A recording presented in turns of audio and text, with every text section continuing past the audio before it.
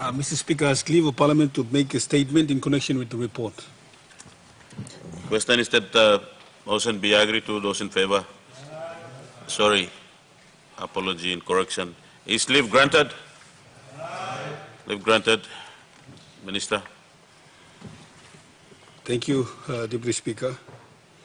And honourable members of this House, I rise today to address this honourable House as the Minister responsible for the oversight and the mandated task of the Department of National Planning and Monitoring, hereby to present today the 2020 Department of National Planning and Monitoring Annual Management Performance Report. This report provides for the Department's progress against key deliverables and indicators highlighted in the Corporate Plan 2020-2024. Mr. Deputy Speaker, firstly, it is important to note that the PNG Planning and Monitoring Responsibility Act 2016 legally mandates the Department of National Planning and Monitoring as the agency of government responsible for overall planning matters. The department has a mission to lead, plan, coordinate, monitor, review national development plan policies, strategic planning, effective partnership, and resource mobilization. Number three, ultimately the department's function is integral to the overall goal of government's medium-term development plan 2018 to 2022 to achieve an inclusive, sustainable economic growth for Papua New Guinea. With the critical task of translating the government's vision and policies into strategic and pragmatic outcomes, this department is working progressively to ensure that due diligence on investments are undertaken, systems and processes are strengthened, and policies of government at sector, sub-national levels are coherently, strategically aligned to the MTDP3. It is also the department's role to ensure that the government direct investments and development cooperation resources are coordinated, aligned to the MTDP3 as well. Mr. Deputy Speaker, at the outset, the lockdown and restrictions of COVID-19 that apply to the country and the public service operations for that matter had an impact on normal government or business processes that a department carried out. One example is the census program. While so, the department has to fast-track alternative and safe approaches of engagement with the stakeholders so that the course of business process could be maintained as much as possible. In the light of this, let me proceed to highlight the key deliverables in 2020 despite COVID-19 impacts. Amongst a number of indicators of performance, I am pleased to present to you the 15 high-level deliverables of the Department of National Planning and Monitoring in the 22 implementation year. Mr. Deputy Speaker, the 15 high-level deliverables of the Department of National Planning and Monitoring include: 1, the successful delivery of the 2020 capital investment budget and the subsequent 2020 supplementary budget from an original appropriation of 2020 of 3,693.4. This was further revised upon 4.056 billion at an increase of 362 million due to additional commitments made by government to address COVID-19. 2, the preparation and deliverables of the 2021 capital investment budget standing at 6.713 billion. This comprises of government direct financing of 4.075 billion and concessional loan financing from multilateral development partners of 1.63.4 billion and grant financing of 1.008 billion from bilateral development partners. 3, finalization and presentation of the United Nations in 2020 on the voluntary National Review Report of Papua New Guinea on Sustainable Development Goals. 4, finalization and launching of the Department of National Planning and Monitoring Corporate Plan. 6, the successful progress in the alignment of province and district development plans, including sector development plans to the MTDP3. To date, 19 of the 22 provinces and 75 out of 89 districts have aligned their provincial and district plans to the MTDP3. Carried through quarterly and mid-term reviews and monitoring of the 2020 capital investment budget projects. The process is an integral part of monitoring and performance in the investments we make as government. Progressive work kick-started on the development of the national indicators for Papua New Guinea. This work has continued in 2021 to finalize the report to Cabinet. Progressing in finalization of the final draft of the Public Investment Program Management Guidelines. This guideline sets the systems and processes required for government direct financing. This will progress into 2021 for ministerial clearance. Consistent weekly financing report of the capital investment budget at high-level budget committee meetings.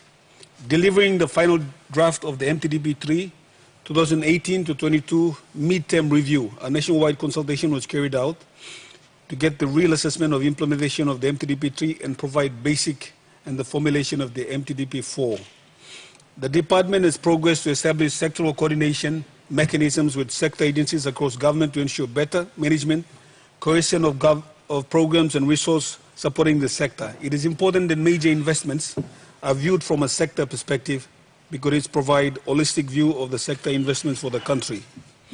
Development, cooperation, coordination and the resource mobilization progressed with development partners who are fundamental to supporting Papua New Guinea's development agenda.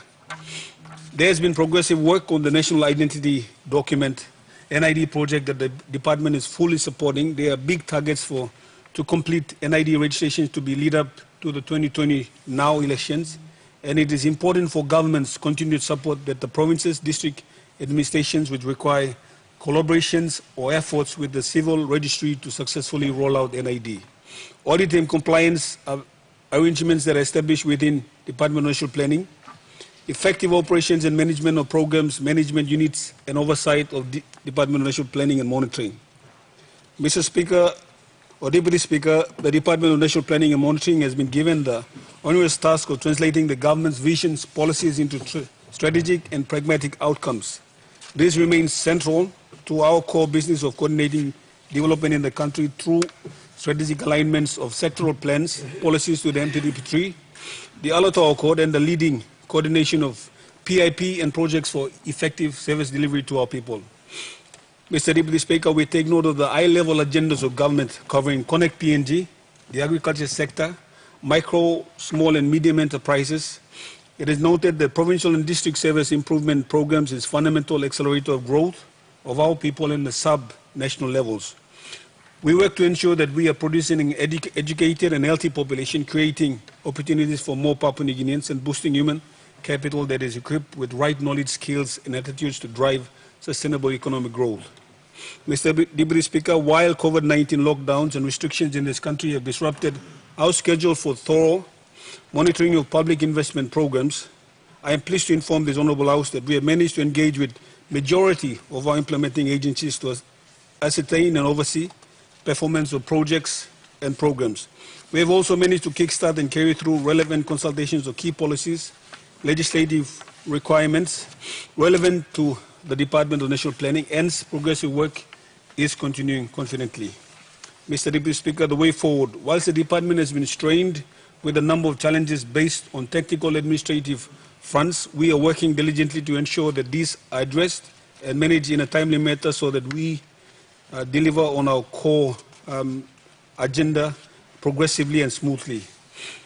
We endeavour to work rigorously to deliver our mandated task and ensure that the ultimate goals of the MTDP3 are delivered for the benefit of our people of Papua New Guinea. We are not only setting the critical foundations of taking back PNG, we are also setting the pace to grow an economy that has great potential in trade, investment and the delivery of our development agenda in Papua New Guinea. Thank you, Mr. Deputy Speaker.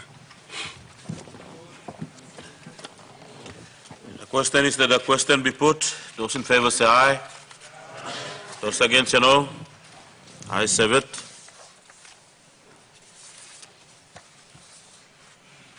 Minister for Justice.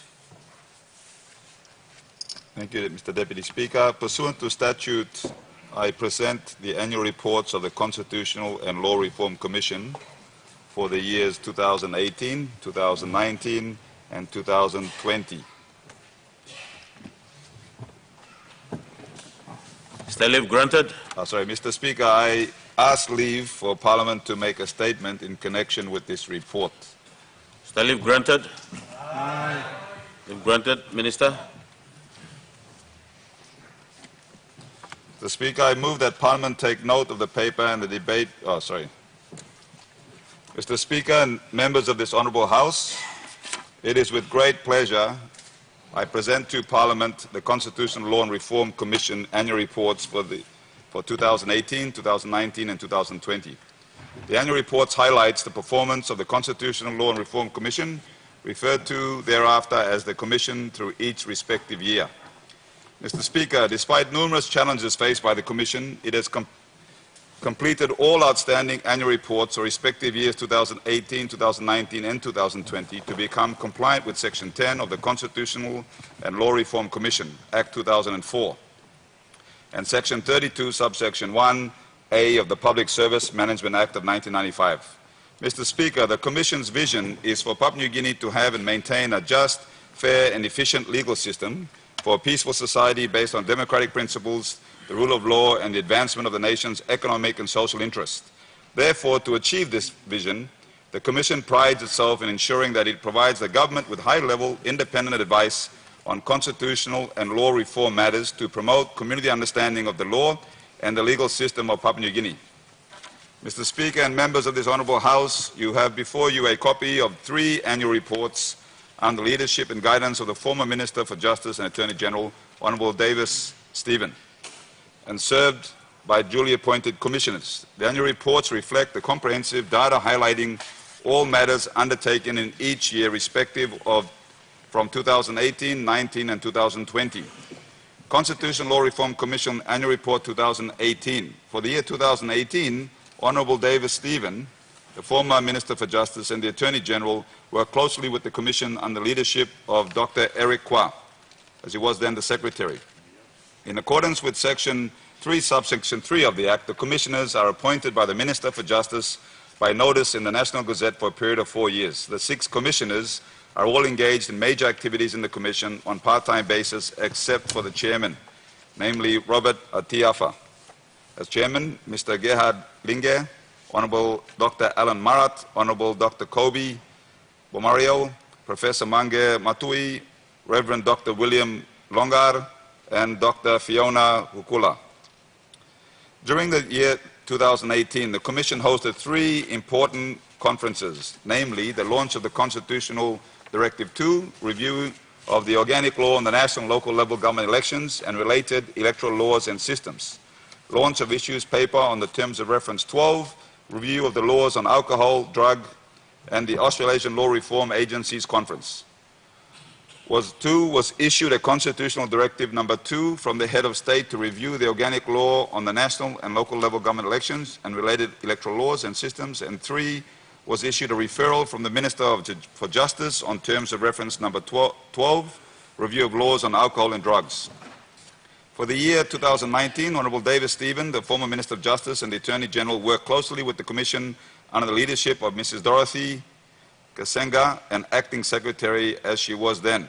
The 6 commissioners and ex officio member of 2018 continued the tremendous effort of overseeing, providing insight and guidance on the major activities of the commissions for the year 2019.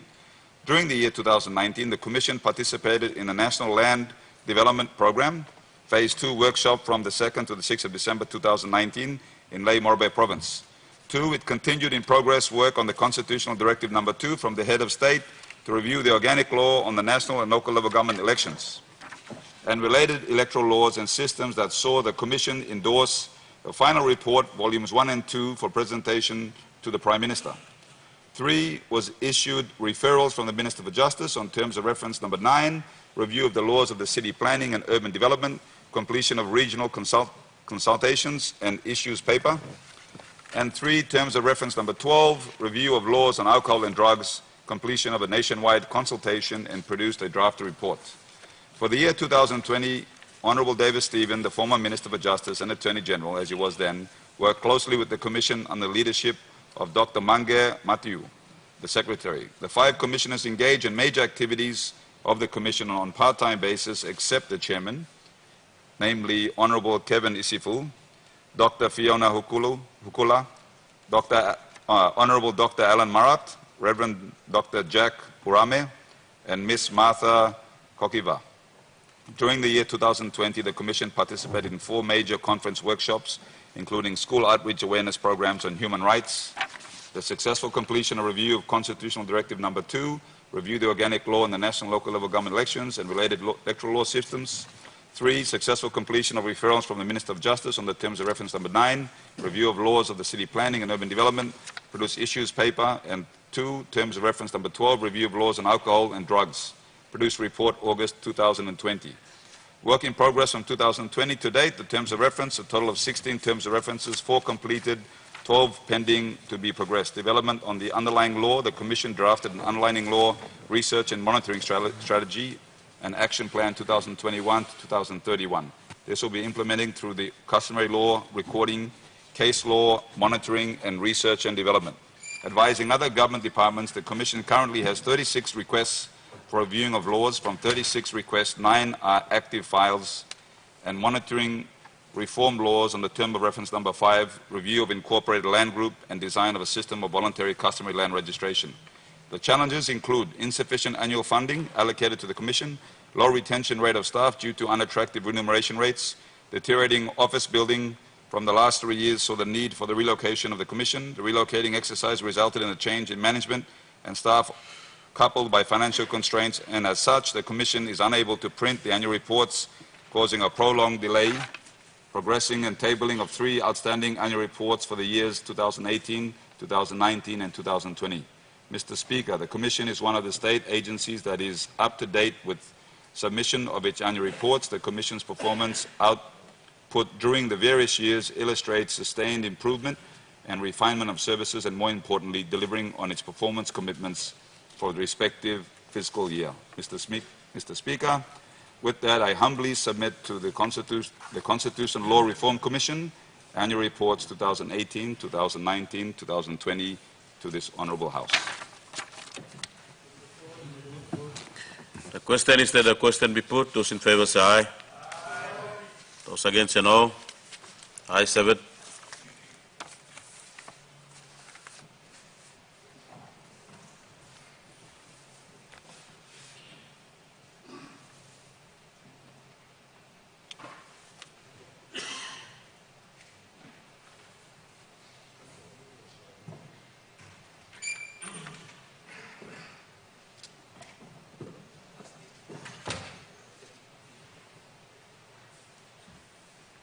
Minister for Justice. Thank you, Mr. Deputy Speaker. Pursuant to statute, I present the Report 12 of the Constitutional Law Reform Commission on the review of laws on the use and abuse of alcohol and drugs, August 2020. Mr. Speaker, I ask leave of the Parliament to make a statement in connection with the report.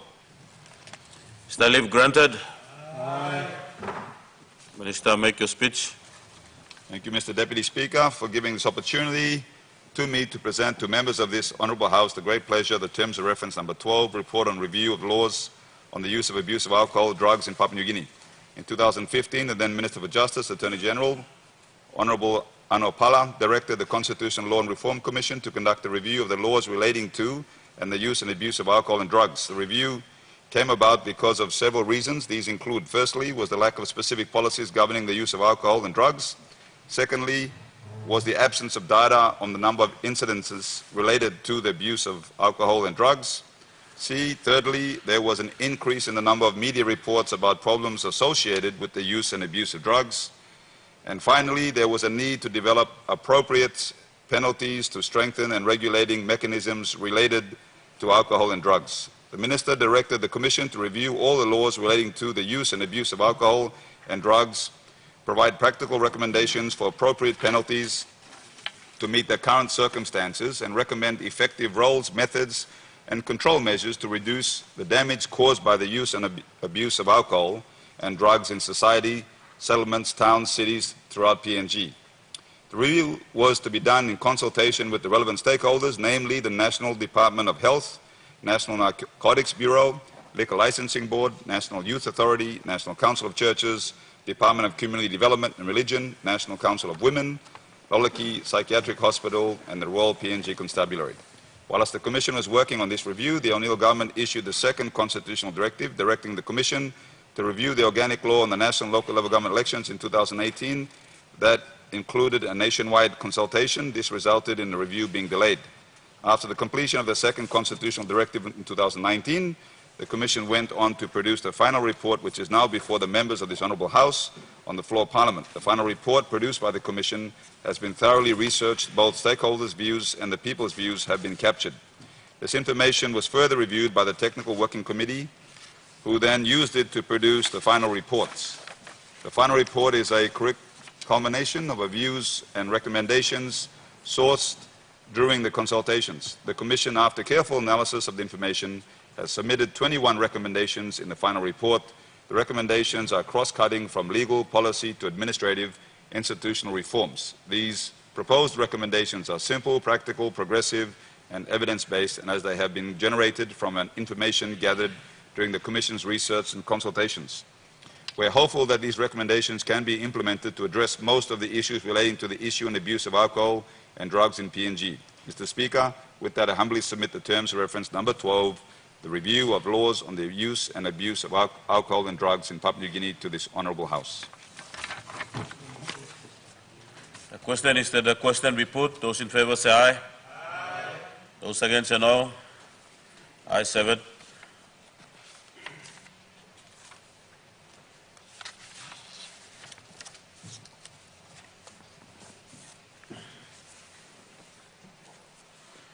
Minister for Justice. Mr. Deputy Speaker, pursuant to statute, I present this annual report for the Judicial Legal Services Commission 2019. Mr. Speaker, I ask leave of the Parliament to make a statement in connection with the report. Is the leave granted? Aye. Minister, make your speech. Mr. Deputy Speaker and members of this Honourable House, it is with great pleasure that I present to Parliament the Judicial and Legal Service Commission Annual Report for 2019. The annual report provides an overview of the work of the Judicial and Legal Services Commission and its achievements in 2019. Mr. Speaker, despite numerous challenges faced by the Commission, it acknowledges that the annual reports preceding 2019 and dating back to 1983 are outstanding, largely owing to the lack of capacity of the Commission itself. This omission has noted whilst the Secretariat were preparing the 2019 annual report in compliance with the requirements of Section 11 of the Organic Law on the Judicial and Legal Services Commission. In this regard, the Commission apologizes and assures that the Head of State and Parliament that the Commission will endeavor to ensure that the outstanding annual reports are forthcoming. Mr. Speaker, the Commission is a constitutional institution established under Section 183 of the Constitution, and its functions under the Organic Law on the Judicial and Legal Services Commission are mainly two: conduct continuous review of jurisdiction, practice and procedures of all courts except the Supreme and National Courts, make recommendations to the Constitutional Law and Reform Commission for legislative changes to jurisdiction, practice and procedure, ensure adequate staffing for the courts, ensure adequate and proper statistics relating to the exercise of jurisdiction of all courts are complied and kept.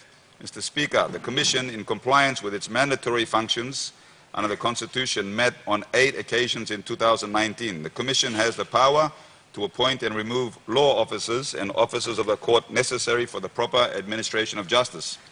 Mr. Speaker, the members of this Honourable House, you have before you a copy of the Commission's annual report for 2019. The key highlights include the work of the Commission and challenges. During the year, the Commission appointed 11 judges to the National Court, including acting judges. It appointed a new Deputy Chief Justice, appointed 8 senior provincial magistrates, appointed 12 new magistrates of the District Court, approved an establishment of a standalone secretariat as a set pursuant to the requirements of Section 12 of the Organic Law on a Judicial and Local Level Judicial and Legal Services Commission. Mr. Speaker, the challenges faced by the Commission is the need to expand to deliver on its mandate and constitutional requirements to improve the efficiency and administration of justice under the Constitution, the Organic Law and other acts of Parliament and its service delivery. Mr. Speaker, with that I humbly submit the Judicial and Legal Services Commission Annual Report for 2019 to this Honourable House. The question is that the question be put. Those in favour say aye. Aye. Those against say no. Ayes have it.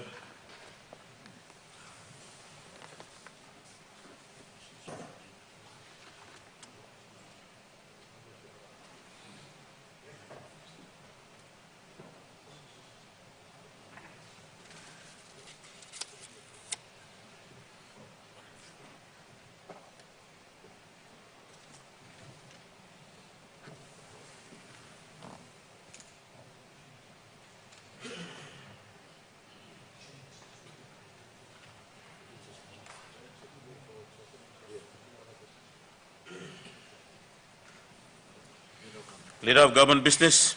Mr. Deputy Speaker, I ask leave of Parliament to move a motion without notice. Is leave granted? Leader of Government Business. Mr. Deputy Speaker, I move that all standing orders be suspended as would prevent government from calling forth business number 293 to 85 respectfully. Thank you. Question is that the motion be agreed to. Those in favor say aye. Those against say no. Ayes have it.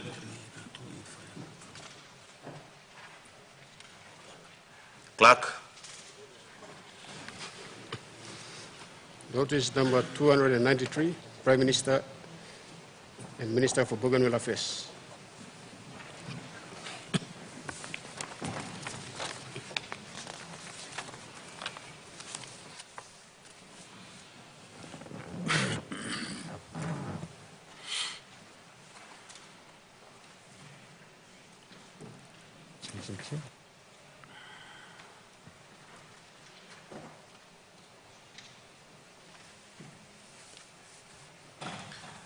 The Honourable Prime Minister. Mr. Speaker, I present the Mineral Resource Development Company Limited Authorization Amendment Bill 2021. Clerk. First reading, the bill for an act to amend the Mineral Resources Development Company Limited Authorization Act 2021 and for related purposes. The Honourable Prime Minister. Mr. Speaker, I move that the bill now be read a second time, please. Make your speech. Mr. Speaker, the bill allows for governance procedures relating to the appointment of directors on the Mineral Resource Development Company Limited, MRDC Board, and the election of directors for MRDC Company Board to commence as mandated by its representative company constitution. The bill rectifies the unintended consequences of the current provision in the Principal Act in that it prevents the refreshing of representational mandate for directors on the MRDC board, as well as the project area landowner representations or directors on the respective MRDC company boards by subjecting it to the respective MRDC company constitution and the Companies Act 1997. The refreshing of representational mandate is critical for validity and community support for the MRDC group. It instills a culture of accountability of the board, especially board members who are project area landowner representations, and is also an important aspect of good governance and transparency. The Principal Act relating to the ownership of MRDC as well as its roles and responsibilities as a corporate trustee manager remains unaffected. It is only the administrative arrangements governing the appointment of the directors on the board of MRDC and MRDC company boards that are proposed to be changed in this bill to align with the Companies Act 1997. This bill is necessary as it will allow for governance procedures relating to the MRDC board and the election of directors for the MRDC company boards to commence as mandated by its representative company constitution. Mr. Speaker, there is no other consequential amendments to other legislations. I commend the bill to the House, Mr. Speaker. The question is that the question be put. Those in favor say aye. Aye. Those against say no. Ayes have it. The question is that the bill now be read the second time. Those in favor say aye. Aye. Those against say no. Ayes have it. Clerk. Second reading, a bill for an act to amend the Mineral Resources Development Company Limited Authorization Act 2021 and for related purposes. Honourable Prime Minister. Mr. Speaker, I ask leave of Parliament to move the third reading forward, please. Is the leave granted? The Honourable Prime Minister. Mr. Speaker, I move that the bill now be read a third time. The question is that the question be put. Those in favor say aye. Aye. Those against say no. The question is that the bill now be now read the third time. Those in favor say Those in favor say aye. Aye. Those against say no. Ayes have it. Clerk. Third reading, a bill for an act to amend the Mineral Resources Development Company Limited Authorization Act 2021 and for related purposes.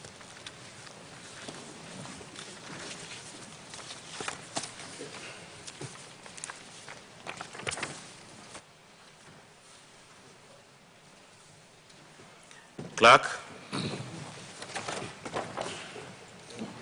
Notice number 285, Minister for National Planning and Monitoring.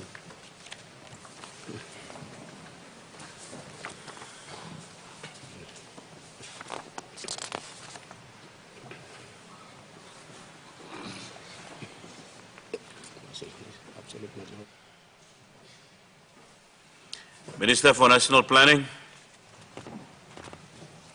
Mr. Deputy Speaker, I present the Public-Private Partnership Amendment Bill 2021. Clerk. First reading, a bill for an act to amend the Public-Private Partnership Act 2014 and for related purposes.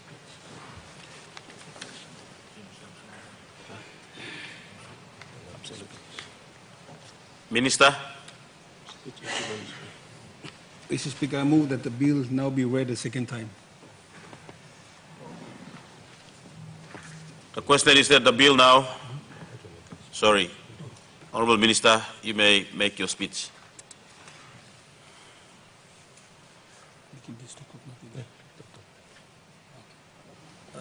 Mr. Deputy Speaker, the proposed amendments to the Public-Private Partnership Amendment Bill is for the already enforced legislation that is in force, which is the PPP Act that was passed a couple of years ago.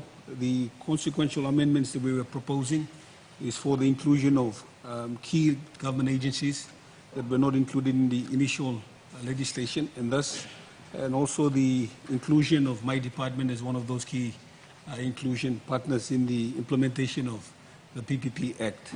Thank you, Deputy Speaker.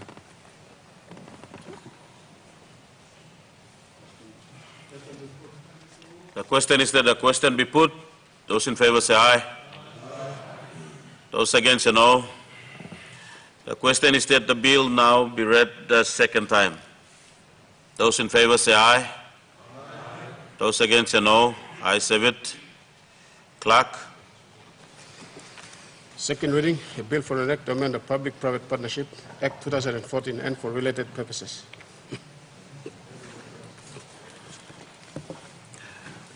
Honorable members, I have to announce that I have received a message from His Excellency the Governor General dated 24th November 2021 recommending the expenditure of public money of Papua New Guinea insofar as the bill related to and provide for such expenditure. Minister. Mr. Deputy Speaker, I ask leave of Parliament to move the third reading forthwith. Is the leave granted? Minister. Mr. Deputy Speaker, I move that the bills now be read a third time. The question is that the question be put. Those in favor say aye. Aye. Those against say no. The question is that the bill now be read the third time. In accordance with consultation requirement, this bill must be passed by an absolute majority of 56 members. Clerk, please ring the bell.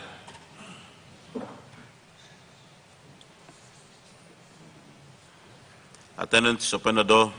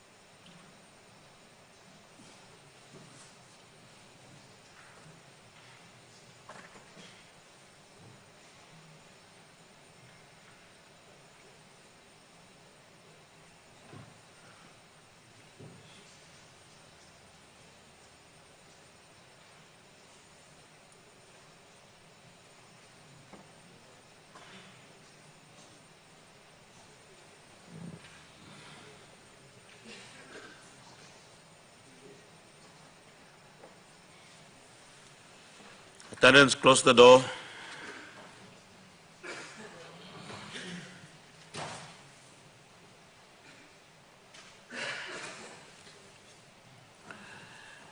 The question is that the bill now be read at a time. Would those in favor please stand?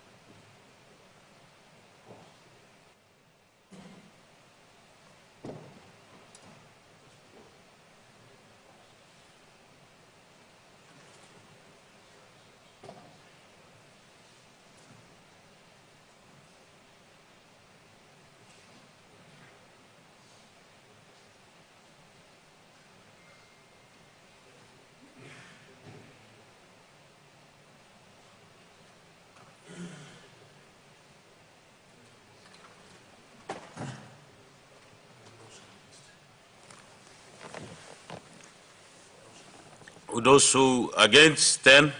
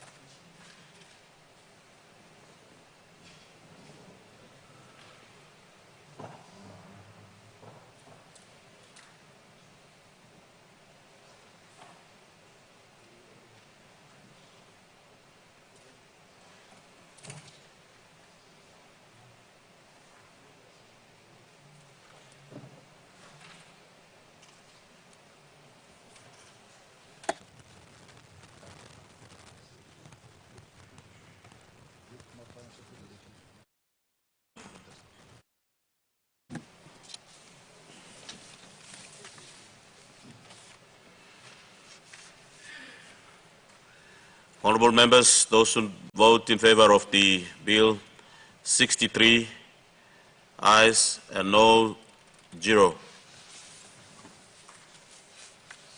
Honourable Minister, you have the clerk. Third reading, a bill for an act to amend the Public-Private Partnership Act 2014 and for related purposes.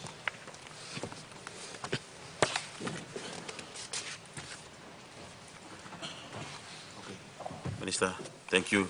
You have the support of the House.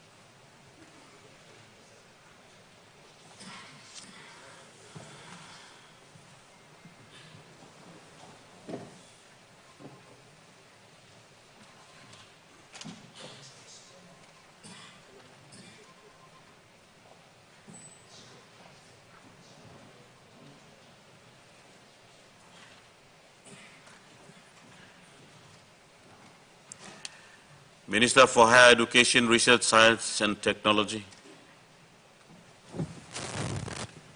Mr. Speaker, pursuant to statute, I present the annual reports of the National Research Institute for the years 2013 and 14.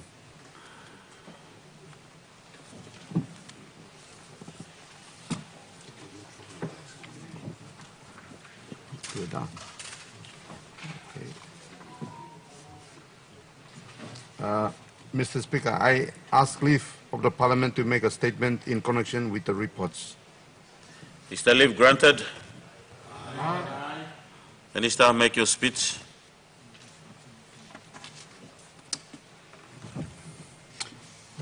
Mr. Speaker, it is my honor to present the annual report and audited financial statements for one of the research institutions under my ministry, the National Research Institute.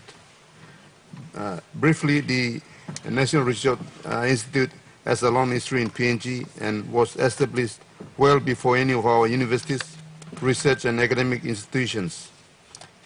The NRI began as the New Guinea Research Unit,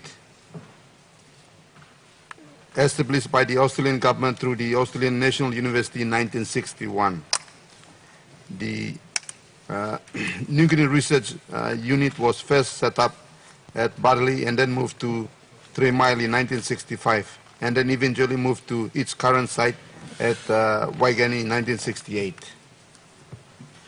Mr. Speaker, at independence in 1975, the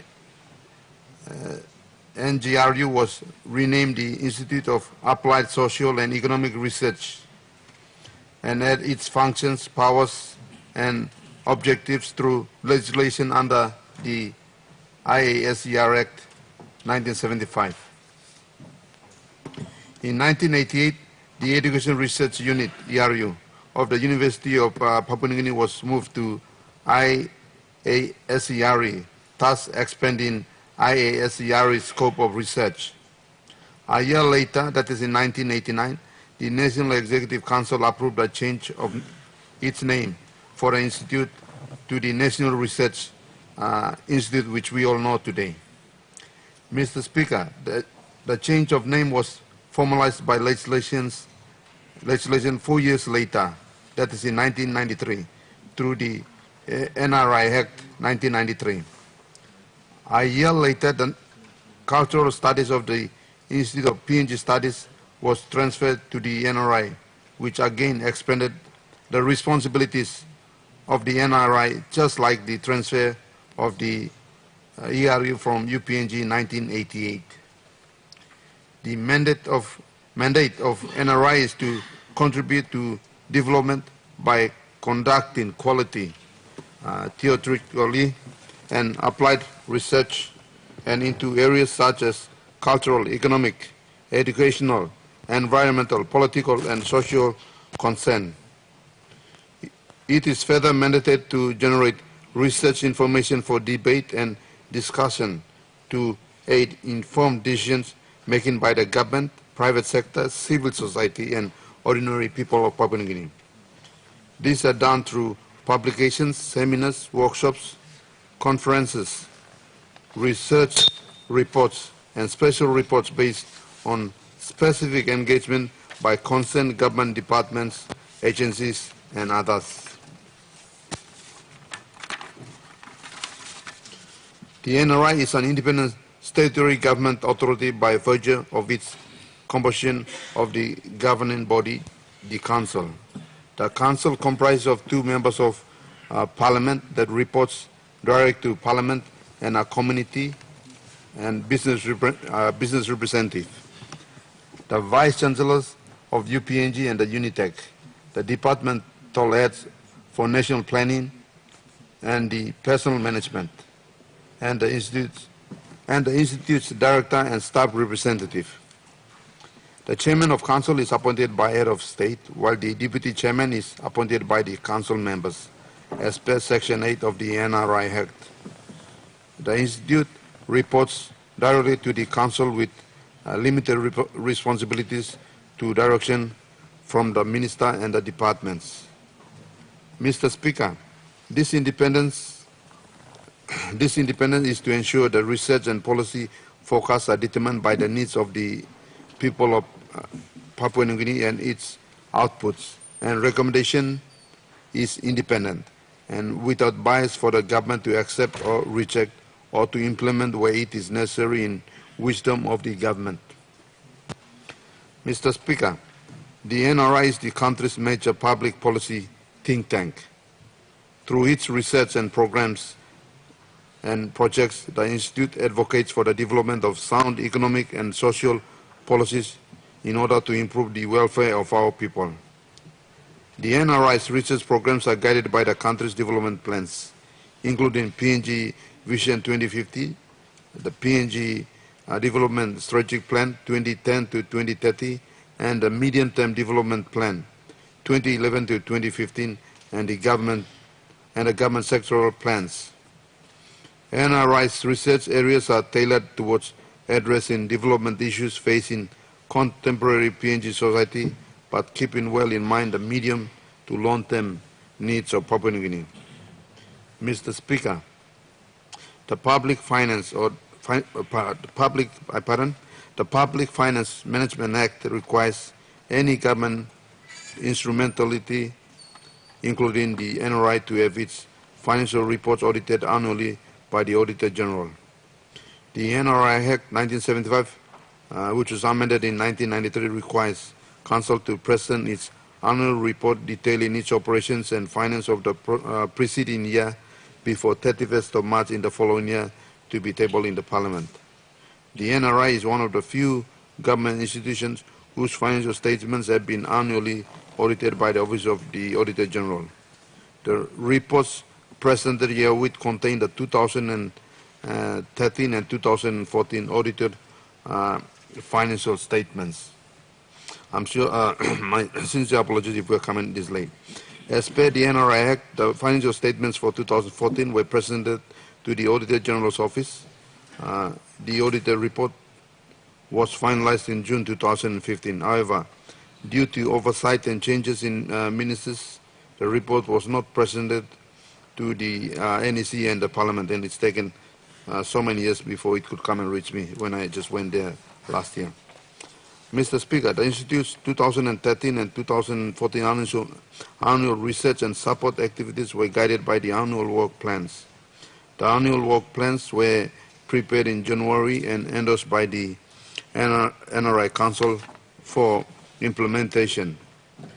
During the year, the 4 quarterly reports are presented by the Research Programs and Corporate Services Division to the NRI Senior Executive Management and to the NRI Council as progress reports against the annual work plan deliverables. The quarterly reports for 2013 and 14 were compiled and prepared as annual reports. Mr. Speaker, the major highlights of various research and policy outputs for the years are: A. Small and medium enterprises or SME development. The SME development is an important policy of the government, hence NRI research on how SMEs can be developed and nurtured to play a pivotal role in creating employment, generating income and wealth, and providing opportunities for our people. B. The management of benefits from natural resource. PNG has many natural resources and requires prudent management and investment in real, tangible development for the people. The NRI was engaged in discussion in creating a Sovereign Wealth Fund, SWF, to better manage anticipated huge LNG revenue. The NRI recommended that since the first LNG exports in 2014, it was critical to establish the Sovereign Wealth Fund to manage LNG revenues, as the macroeconomic and governance risks involved with Sovereign Wealth Fund is so high. PNG lags behind in social and economic development compared to many other countries of similar resource endowments such as Malaysia and China. C. Promoting effective public expenditure. Research into public expenditure and service deliverables effectively through public forums and discussions of research findings with policy makers, departmental officers, and the general public. D. The National Land Development Program. The research and the outcomes from this program is tailored towards unlocking land for development. It is intended that landowners continue to have ownership and receive incomes through rentals or use their land as collateral to generate income and opportunities for themselves. The people of PNG own the land and have potential for development, but these options are limited without government policy support in promoting agriculture, SME, and general business. E. National Housing Policy Implementation Task Force. The research continues into the housing market and the implementation of the housing and real estate industry review sanctioned by the government through the Independent Consumer and Competition Commission. We see both legal and illegal settlements emerging on the outskirts and even within cities and towns due to housing shortage and higher rentals. Also, there is land grabbing and corruption within government departments that allows non-nationals or people from other customary groups or provinces to be granted lease or lease back and freehold titles, and when it is illegal to do so. Mr. Speaker, the NRA's core function of research is almost compromised, with the national governments providing mostly recurrent findings for salary and wages and general upkeep such as utilities.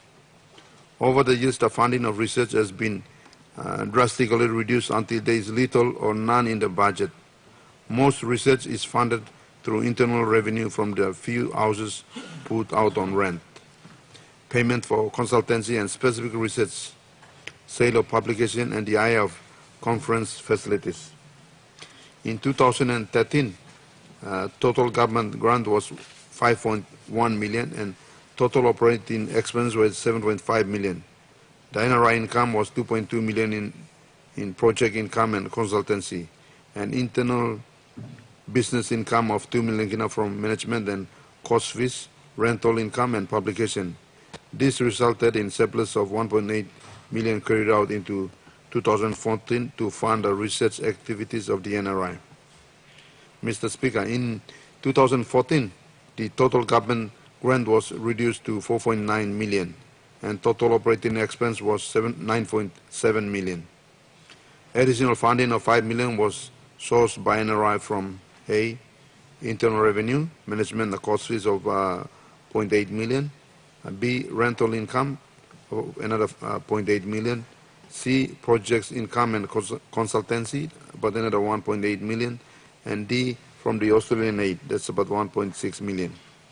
Mr. Speaker, the National Research Institute Council foresaw the risk of the operations of the Institute. The national government would forego of its responsibility and has been reducing research funding and was cutting down on recurrent funding as well. Further, the focus of NRI on consultancy work and research for generating revenue took away from its researchers from performing the core function of the independent policy research. Also, reliance on donor research financing could compromise the independence of the NRI and also is not sustainable in the long run.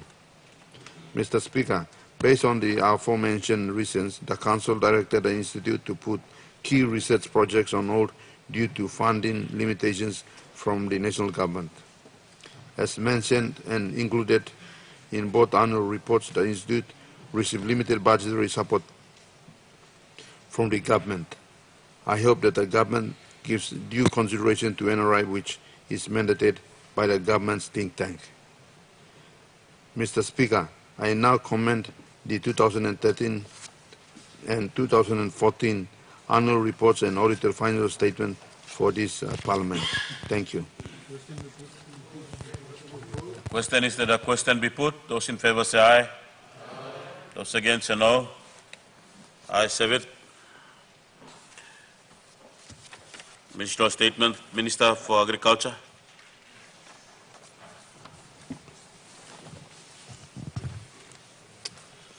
Thank you, Deputy Speaker.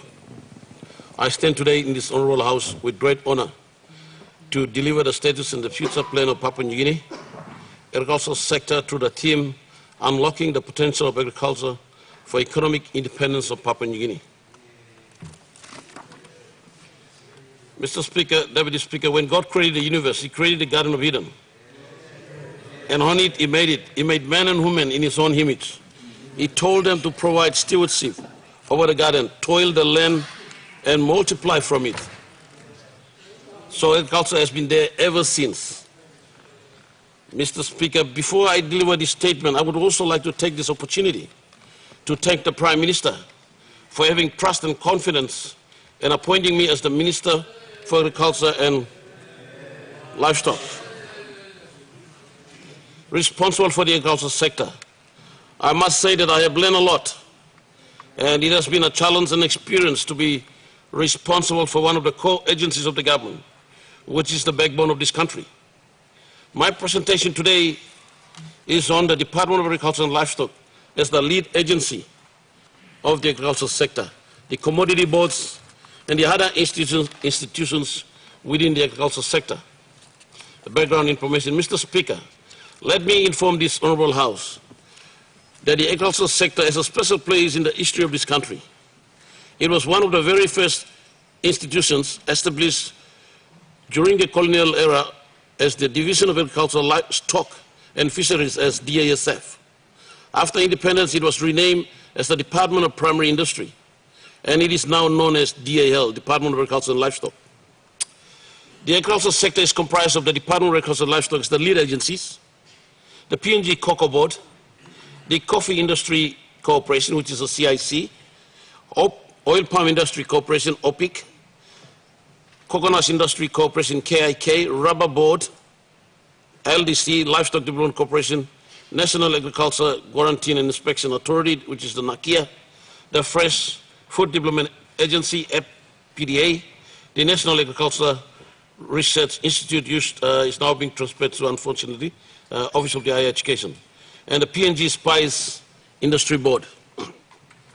Being the lead agencies in the agricultural sector, the Department of Agriculture and Livestock maintains its primary role in providing the appropriate leadership in policy and technical advisory support services to all stakeholders in the sector. The PNG Cocoa Board, the Coffee Industry Corporation, the Coconut Industry Corporation, the Oil Palm Industry, all share similar functions, respective of their subsectors in the division of research, extension, marketing, and quality control, as well as matters of finance. In terms of research, the Rubber Board and PNG Spice Board do not carry out research. The Oil Palm Industry Corporation only provides extension service as well for smallholder growers in certified provinces.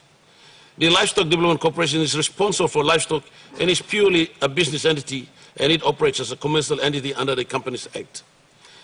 Mr. Speaker, going through its commodity boards, the Rubber Board structure has been approved by the Department of Personnel Management, and it operates as a secretariat. As amended Act is pending the third reading of the bill, which hopefully will be brought in the next session of the Parliament. The PNG Spice Board is still under DAL, although it has its own board with an existing act. It is not a fully fledged standalone entity on its own. The National Agriculture Quarantine and Inspection Authority is responsible for PNG's plant and animal biosecurity and trade facilitation of agriculture of livestock inspection. NACIA is currently in the process of formulating a national biosecurity policy. The Fresh Produce Development Agency provides extension service and facilitates product quality and marketing for food crops, mainly the introduced temperature foods and vegetables. The National Agriculture Research and Institute, which does scientific research in specific areas of agriculture, however, it now operates under the umbrella of the Department of Higher Education, Science and Research. The importance of agriculture, Mr. Speaker. The agriculture sector provides revenue, employment, food and social security, and raw primary products for the downstream and even upstream processing industries. Agriculture is the backbone of Papua New Guinea's economy. It plays an important role apart from being our source of providing food. It is the livelihood of the vast majority of this nation, of the people of this nation. It is also the main source of raw materials, whether it is cotton, sugar, cooking oil. They all originate out of agriculture. Agriculture is different in many ways. If it is manufacturing of pharmaceuticals, the diesel fuel, plastics, and many other products, agriculturally speaking, in fact, the economic health of any country depends on how much of the raw materials are in the country in volumes, tons, and mass. Mr. Deputy Speaker, the country's international trade also depends on agriculture, both import and export, and also have an impact on the forex of this country or any country, either adversely or favorably. It plays a major role in the revenue of this nation. The agricultural sector provides employment for which 80% of our entire population is employed either in the informal sector or the formal sector. Mr. Deputy Speaker, our economy is 80 to 90% rural-based, where the majority of our population lives. Mr. Deputy Speaker, the state of the agriculture can reflect our future when it comes to wealth, population, climate change, and the environment. Agriculture is also affected in big time when there are major natural disasters occurring. I can go on and name the consequences and the effect it has on our daily lives, and how important the sector is to many economies in the world today, including Papua New Guinea. Revenue, Mr. Deputy Speaker, I would like to acknowledge and pay special tribute to our forefathers, in the likes of the founding fathers of this great nation, who ensured that the agriculture gave the economic foundation for an independent nation of Papua New Guinea. Prior to independence in 1975, the agricultural sector was the only major revenue earner for this country. Agriculture contributed 70 to 80% of this country's GDP. It was the agricultural sector that provided a strong foundation for the economy of our country to gain independence. Currently, GDP from the agricultural sector has dropped to only 26% and is valued at 18.4 billion. Mr. Deputy Speaker, currently it is estimated that the agricultural sector generates 2.4 billion in revenue annually. The Bank of Papua New Guinea reports over the preceding 12 months period from 2009 to 2020 that 20 billion was generated from export commodities, with the annual average revenue of 2 billion kina. It is also estimated that smallholder farmers generate more than 440 million annually, mainly from the sale of primary produce in the informal sector, and can be improved with technology and into advanced agriculture with machineries, cottage industries, and other industries. In fact, Papua New Guinea can do better than 2.4 billion annually to 5 to 10 billion annually. Papua New Guinea has the potential, with more than 200 square kilometers of arable agricultural land still available, to do agriculture in much larger scale. Food and nutrition security, Mr. Deputy Speaker.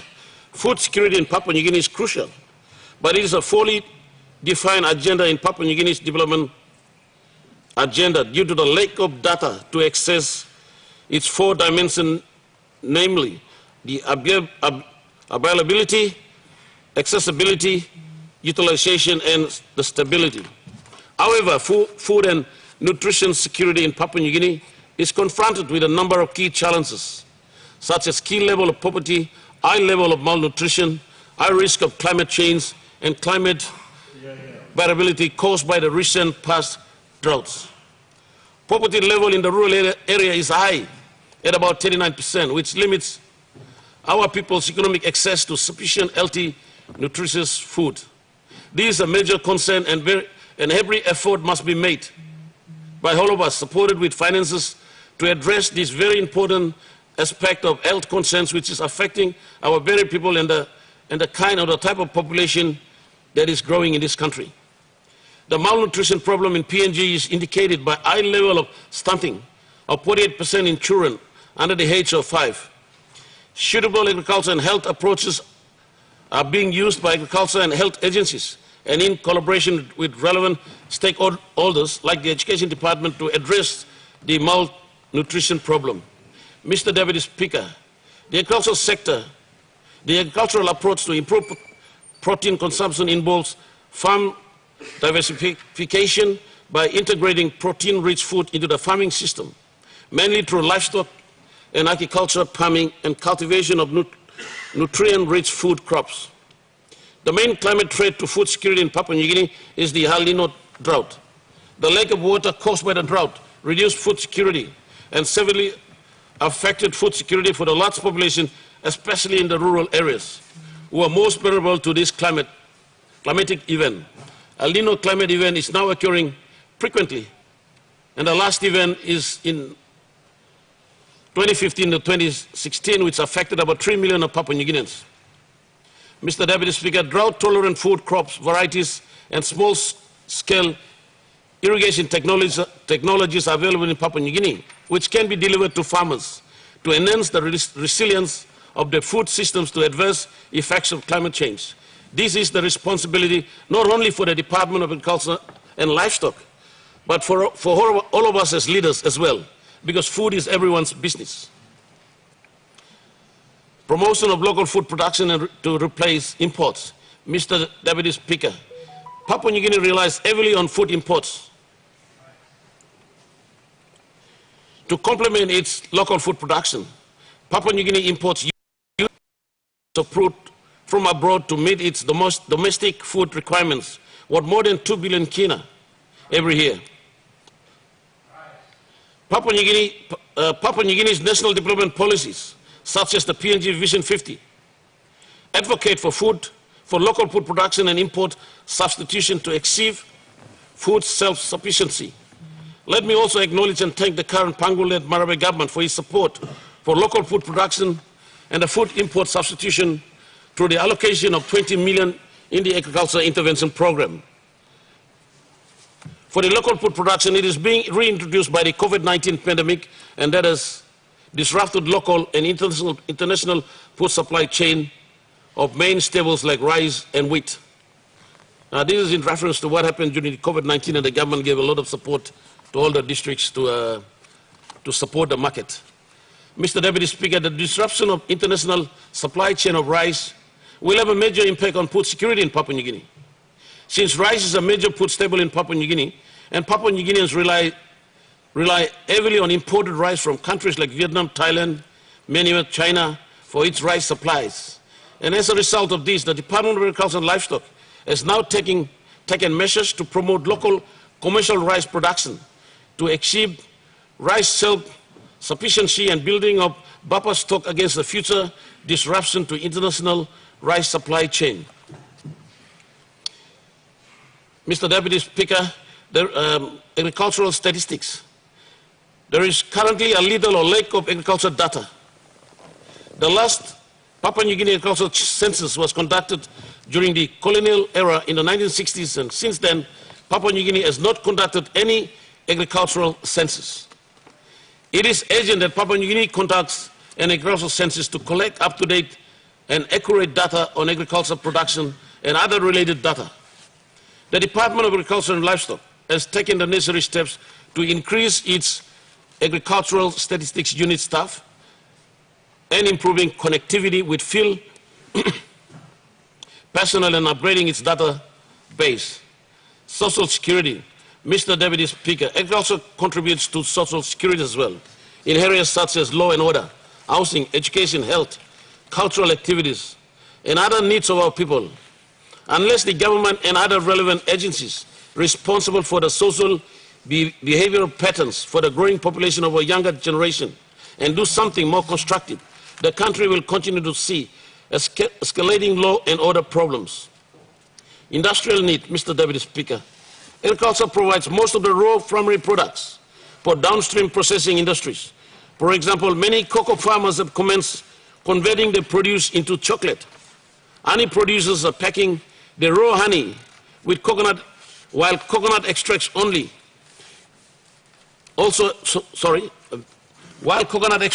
include the body lotions and creams, and spice crops are converted into powders and other use. The bulk of our raw materials are exported, while only a few is utilized in the country. Mr. Deputy Speaker, we need to create and improve the market access for all farmers to add value to our raw products and hard work put in by our farmers. Farmers are crying out for improved market access and better pricing or better price for their produce. The market access can only be achieved through building and strengthening a business partnership with farmers and the private sector partners. Building and strengthening of networking between market farmers and private sector farmers along the supply chain. And for 41, modernizing and strengthening of government institutions, systems, and building of the capacities in facilitating local and international trade. This is where support from provinces and districts are critical to establish central buying points in every district to assist our farmers. To add on to this, Mr. Deputy Speaker, this government has embarked on every district to set a buying point. And we are yet to see most districts setting up their buying point. By saying this, I'd like to congratulate member for Kundiawa.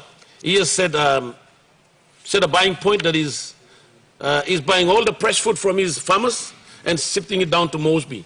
We'd like to see all the districts doing the same. The Department of Agriculture and Livestock roles and responsibilities of DAL. Mr. Deputy Speaker, the Department of Agriculture and Livestock is the lead government agency responsible for effective and efficient management of the agricultural sector in Papua New Guinea.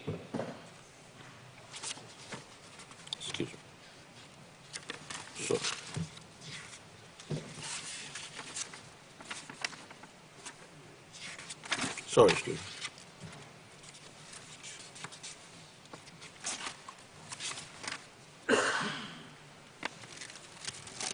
The key challenges for DAL, Mr. Deputy Speaker, when I took office in 2019 as the Minister for Agriculture, I realized there's a number of challenges in the department.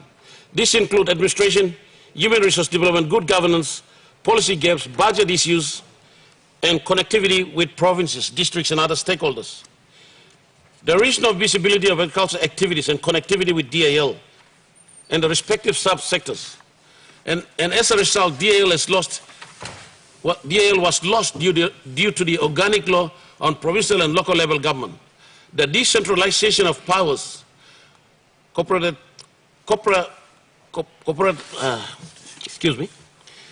decentralization of powers, corporatization of the commodity boards, and the climate change.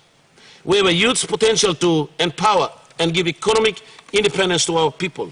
Immediate priority areas.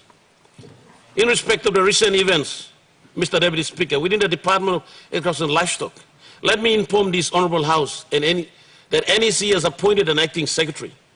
The acting secretary and his management team had been tasked to put in appropriate and reliable corrective measures to bring the department back to normalcy.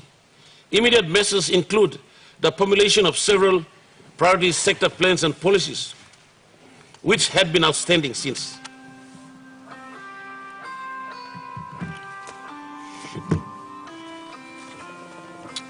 Excuse me. Oh, please. Immediate measures include the formulation of several priority sector plans and policies which have been outstanding. These plans were consistent with the government's planning processes, such as Vision 2050, MTDP 3, and the Lolota Accord 2021.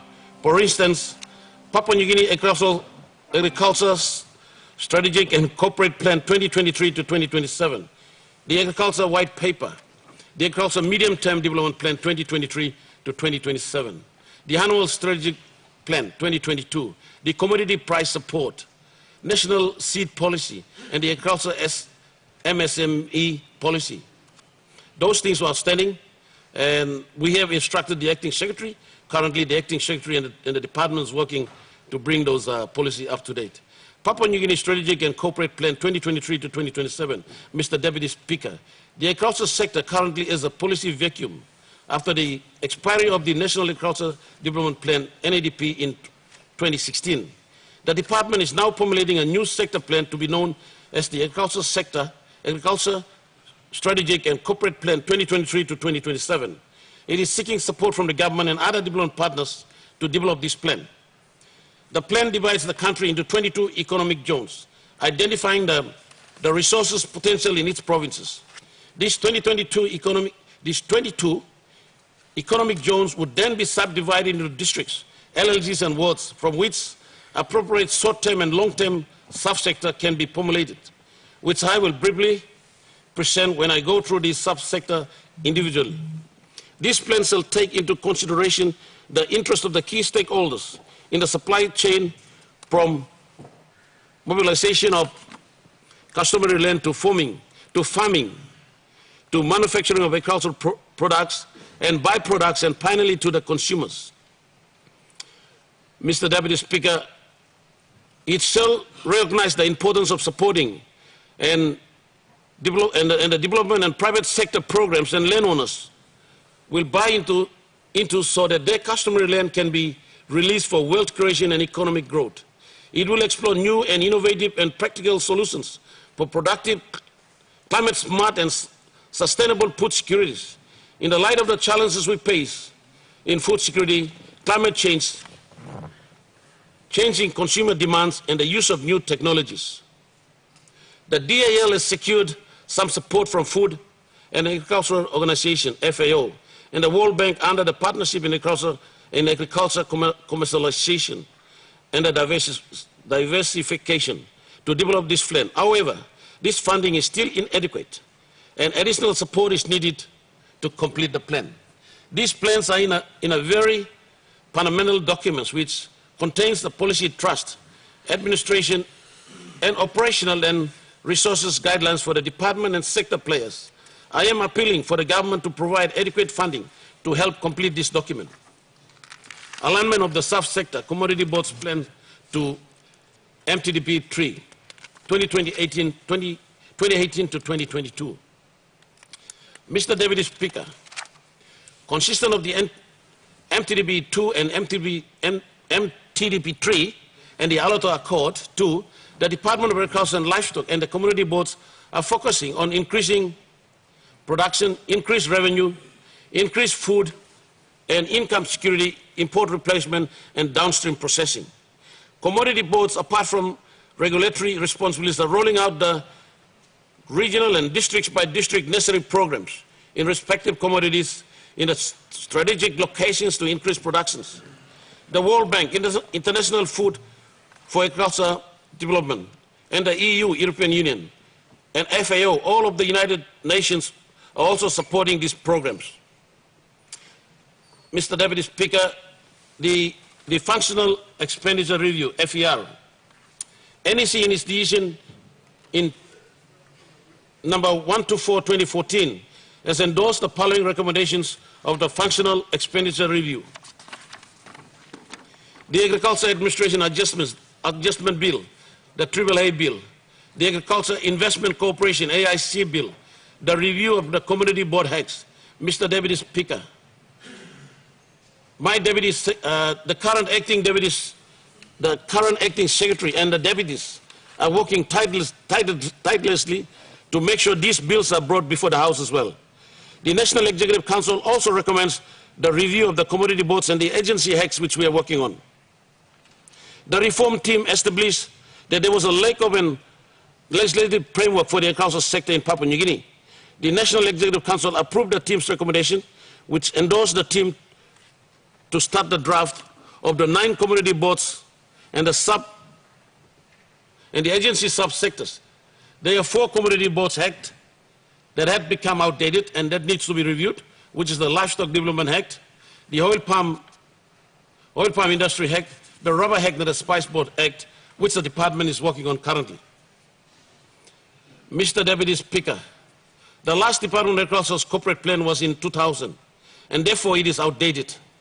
The department is currently formulating new corporate plan, 2022 to 2026, which will define its roles and functions as the lead agencies to the sector. The corporate plan will encompass the collaboration and partnership with other stakeholders of the sector. To complete this exercise, the department needs support of the departments of Personnel Management and the Department of Finance. Mr. Deputy Speaker, strengthening connectivity in the agricultural sector. Immediately after independence, the decentralization took place, which resulted in the transfer of agricultural extension function to the provinces. As a result of this legislation and federal reforms due to 1995 Organic Law on Provincial and Local Level Government and the Districts Development Authority Act in 2014, the disconnection between the National Department of Agriculture and Livestock and the provinces took place, weakening all the process of project monitoring, evaluation, and reporting. The line of communication has been distorted, with the agriculture manager of the DAA level now reporting to the district CEO, while the agriculture and livestock advisor in provinces reports to the administrator. This has isolated the national DAL from the rest. The development of the plans, the AAA and the AIC Acts, the amended Community Boards Act, and the Department of Agriculture and Livestock Plan will empower and strengthen the connectivity between the players in the agricultural sector, between the districts, provinces, and the national department. Mr. Deputy Speaker, the Department of Agriculture and Livestock respects the devolution of agricultural extension by the government to lower level governments, but without adequate resources to deliver extension services, the sector needs more extension staff to provide the frontline support for men and women who are involved in agriculture.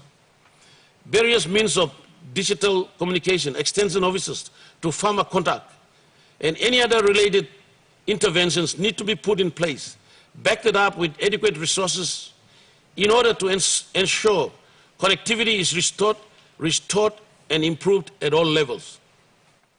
Mr. Deputy Speaker, the most practical way of improving and strengthening connectivity is to address the current extension system through the establishment of a single-line borderless extension system. We need to seriously revisit and review the existing legislation, the decentralization, which are currently viewed as stumbling blocks for better extension service delivery in Papua New Guinea. In the meantime, we will ensure greater connectivity through enhancing of digital and radio communication technology, the extension officer to farmer and community social contact and information exchanges, transport infrastructure and institutional linkage in the flow of services and information from national to provinces and to the districts. The DAL Regional Office and Regional Resource Centers, Mr. Deputy Speaker, in 1998, Department of Agriculture and Livestock established 4 regional offices in the 4 regions of Papua New Guinea in response to decentralization and organic law on provincial and local level government. These offices are located in Lae for the Mamose region, Kokopo for the Highlands region, Goroka and Port Moresby. The regional offices are established to provide advisory and technical support to the province and district and the sector at large. These offices are created to serve as linkage between national DAL, the provinces and district. However, since 2002, these offices are neglected due to budgetary support. Mr. Deputy Speaker, in the new corporate plan 2022 to 2026, the regional office and the regional resource centers will be strengthened through capacity building and resource support. Mr. Deputy Speaker, the agriculture plans to take back 3 agriculture colleges, namely the Highlands Agriculture College, the Sipik Agriculture College, and the Papua Agriculture College. And this will be to help to train certificate and diploma holders in agricultural extension programs. The need to train and experienced personnel to work with the people in the rural area is essentially very crucial, and the department is currently facing a dilemma in the shortage of trained field officers in the local level governments and ward council areas and in districts. The call for this change is becoming urgent, and therefore the department is seriously looking at the option of taking back the agriculture colleges. There is need to train more extension personnel officers who should be specializing in major commodities such as cocoa, coffee, coconut, rubber, tea, and other staple foods and fresh produce, and livestock subsectors as well. Government support in delivery of services. Mr. Deputy Speaker, the best conduit to deliver Papua New Guinea Vision 2050 and MTDP 3 and the sector plan is the micro, small to medium enterprise through agriculture. Therefore, I call on all ministers and departments that if there is any money packed for agriculture in your division or in your departments, in your domains, please, you should give it to the sector or the department of agriculture or the sector in your districts, and it can be used for the rightful purpose and to develop the SMEs, the agricultural cooperatives, the agricultural extension service, and provide support for up-and-coming agricultural entrepreneurs. Mr. Deputy Speaker, with regard to the issue of transparency, accountability, and applying of good governance in the use of these funds, let me also assure this House, let me also assure you that this shall be accorded with stringent control measures, and acquittals will be completed with every toya and kina spent. The tax incentives, Mr. Speaker, the tax incentives and concessions are aimed at assisting new investors as new players entering into the high-risk, low-value end of the agricultural business in Papua New Guinea. These would help them to build brand names, customer base, and meaningful relationship based on non-price factors such as product, quality, services, futures, environmental and civic involvement. If tax incentives are offered to the large-scale extractive industries, the question is why the agricultural business cannot enjoy the same incentives. Offering such incentives is bound to boost the SMEs and attract large-scale investments into the agricultural sector that can also pay tax into the national coffers. It is suggested that Papua New Guinea invite and enter into the joint declaration of agricultural cooperation together with other governments in the Asia-Pacific Economic Community, the APEC, and other countries to come to PNG and work with our people to develop the rich, untapped resources that we have. Mr. Deputy Speaker, let me acknowledge the valuable support from our development partners who had also assisted and contributed towards Papua New Guinea's agricultural development over the many years. The World Bank, the International Fund of Agriculture, the European Union, FAO, UNDP, JICA, DFED, Ministry of Foreign Affairs and Trade in New Zealand, United States Agency of International Development, People's Republic of China, and Taiwan and others. Currently, the following projects funding support are given to the agricultural sector as new and ongoing donors and foreign organizations. Market, Mr. Deputy Speaker. In December 2017, the International Fund for Agricultural Development Board in Rome approved Papua New Guinea as the market belong village farmers project worth US $25 million. The IFAD co-financed the productive partnership in agriculture project and market for village farmers, which our smallholder coffee, cocoa, and fresh produce are now enjoying. Mr. Deputy Speaker, let me also acknowledge and thank the International Fund for Agriculture Development, the IFAD. An agreement between our government and IFAD was signed by the Treasurer in August 2019. This soft loan will be repaid over a period of 25 years, including a grace period of 5 years at an interest rate of 1.25 fixed interest rate and a service fee of 0.75% per annum.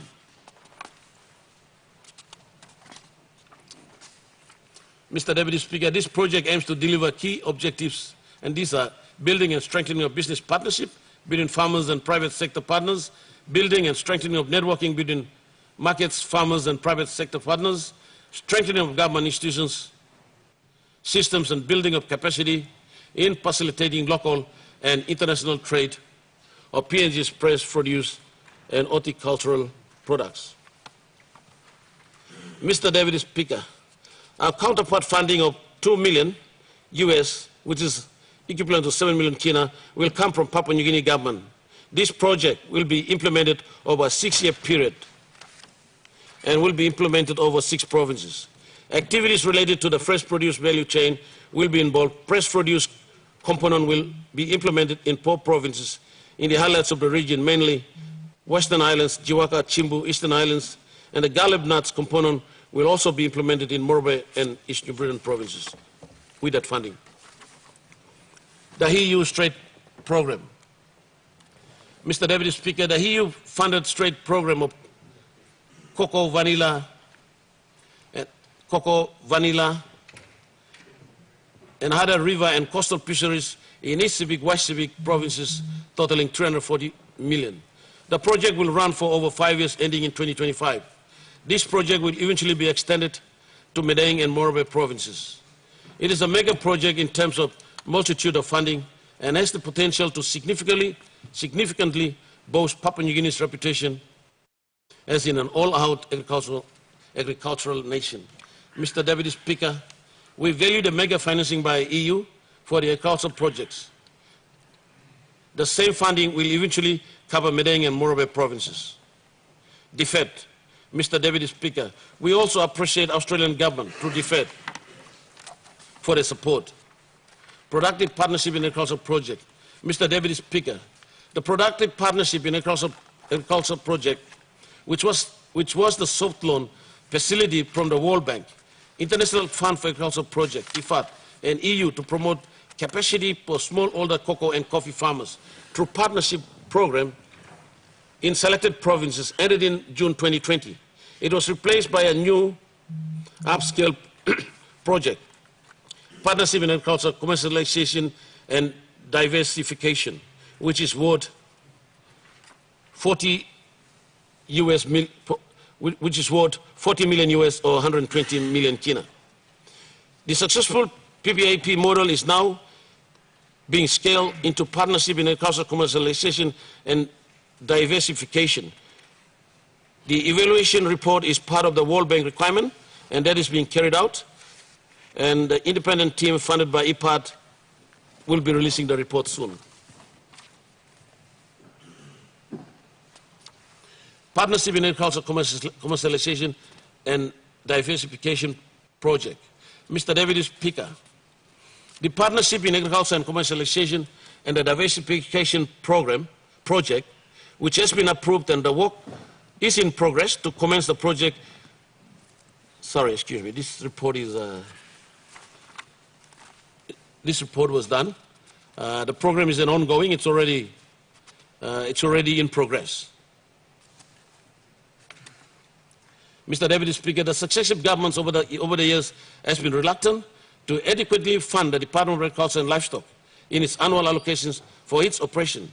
Let me also acknowledge and thank the Pangu-led Marabe government for recognizing the Department of Agriculture and Livestock for the first time with a ceiling of more than 17 million has been approved for this budget. We have also, and also the ceiling of 20 million for this year's budget.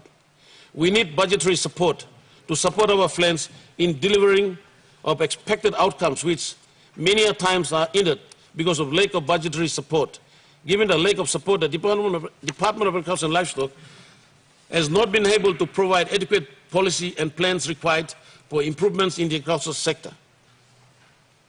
Mr. Speaker, the single biggest employer of our people is the agricultural sector, both in the formal and informal sector.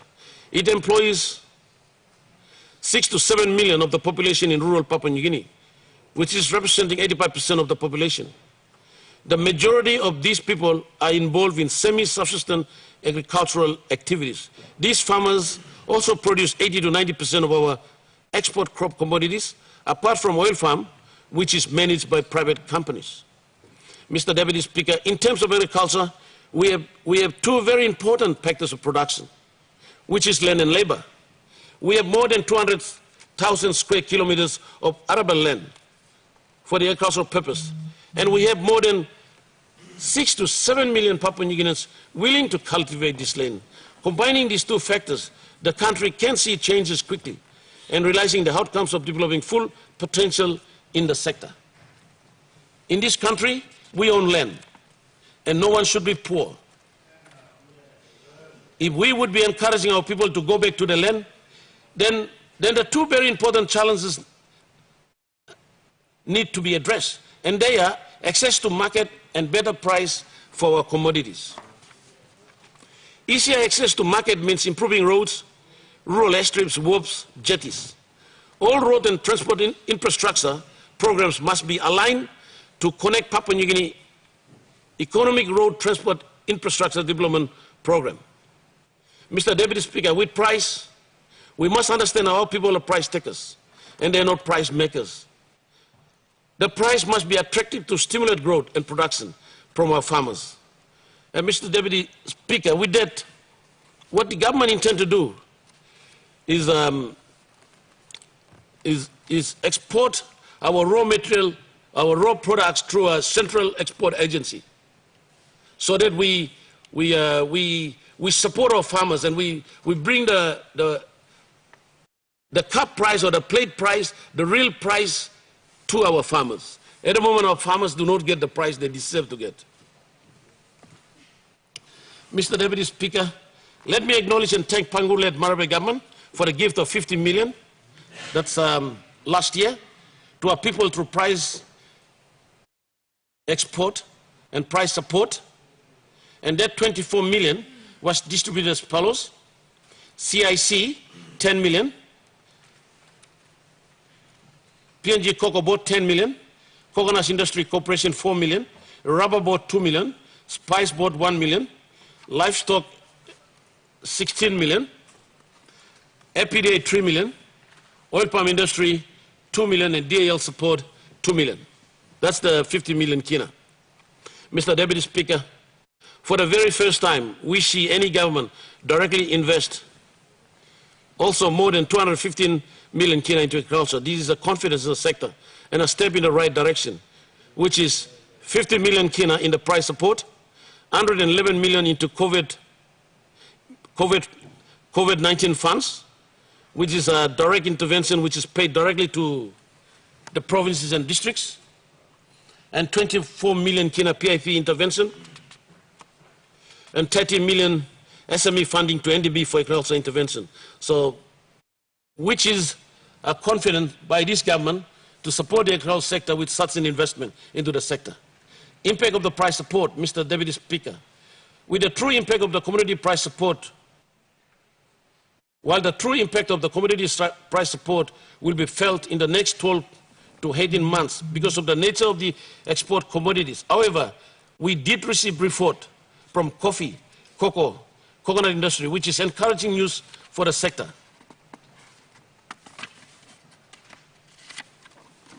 The current data collected of the same period last year is very encouraging, as it shows that production increased by 25 to 30% the same period last year, and we are expecting an increase to about 30 to 40% in the production volumes. Additional funding from government is a must to maintain the growth trend currently experiencing the commodity production levels. Since the implementation of the price support program in coffee in February, there has been an increase in exports and revenue in the first 6 months of 2021 compared to the same period in 2020. In 2021, of the same period, a total of 192,652 bags were exported in 2020. Compared to that, in 2021, 228,362 bags were exported in 2021, a difference of 25,700 bags, which is because of the price support. In cocoa, cocoa is the same story. Since the implementation of the price support, there has been an increase in exports and revenue for the 6 months in 2021 compared to the same period in 2020. A total of 10,698 tons were exported in 2021 compared to a total of 8,000 tons in 2020. And there is a difference of 2,604 tons. Coconut is the same story. In conclusion, Mr. Deputy Speaker, Papua New Guinea is truly an agriculture-based economy, with 80 to 85% of our people living in the rural settings and trying to reach them with limited resources of 50 million to 7 million Papua New Guineans in Papua New Guinea is like distributing 7 kina to each farmer. What is 7 kina to a farmer in most remote parts of Papua New Guinea, like Kaintiba, where the estimated cost per kilo of doing business activities in agriculture in Papua New Guinea is 5 kina and above. That is just for production, not to reach the market. In order for us to reach the 7 million Papua New Guineans with at least 100 kina assistance each instead of the 7 kina, then 700 million kina is required. In reality, our farmers need 1 billion kina in agricultural price support and intervention programs to give real economic independence to rural farmers that produce 90% of our primary agricultural produce. We have started on the road to economic independence through agriculture, and this journey must continue. The agricultural sector needs continued support and funding in order for the government to reach the bulk of our people who live in the rural districts of our beautiful country. Mr. Deputy Speaker, throughout the length and width of this country, our people have the districts to represent them as well. It is the intention of the Pangu-led Marabek government to deliver the commodity price support to all corners of our beloved country. Our people need nothing less than all our 89 districts to support this Pangu-led Marabek government to establish strategically located central buying points in each district to support our people, and this must be done without political boundaries. Establishing buying points to assist farmers in every district is necessary.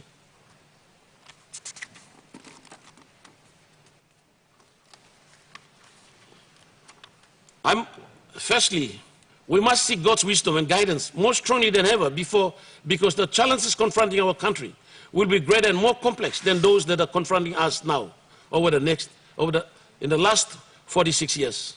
Secondly, our people are the most valuable and most important resources that we have, and we should never take them for granted. We are responsible for this well-being, and we carry the wishes and vision of our people. Every decision we make must always have an impact, be it for better or for worse. Mr. Deputy Speaker, let me therefore highly commend this government in giving due recognition to the agricultural sector as the #1 priority to grow and give economic independence to our people during these challenging times. As the lead agencies of the agricultural sector, the Department of Agriculture and Livestock stands ready and committed to embark on the planned reform activities to support the government's agenda to grow and drive our economy towards creating economic independence in line with Vision 2050. Mr. Deputy Speaker, with this, I would like to comment this to the People's House and to our people of Papua New Guinea, the status of the report and the future plan of the Papua New Guinea agricultural sector. And I apologize for taking long, because this ever is the first report that for the sector that I brought to this House. Thank you.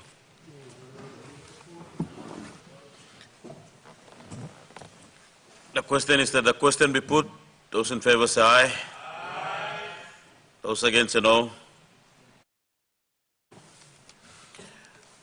Honorable members, let me remind the House, please, honorable members, I want you to check your phones. If you have your phones on, maybe put them on the mood code so that we don't have any vibration on the earpiece that we put on our ears. So I don't want you to complain that you have an ear problem after the session. Leader of Government Business. Mr. Deputy Speaker, as Leave of Parliament to move a motion without notice. Is the leave granted? Leader of Government Business. Mr. Deputy Speaker, I move that so much of the standing orders be suspended as would prevent order of the day number 136, 143, 175, 177, 178, 179, 181, 182, 183, 189, 183, 194, 206, 208, 217, 218, 220, 221, 222, 225, 227, 228, 230, 231, 232, and 234. Government business being called forthwith.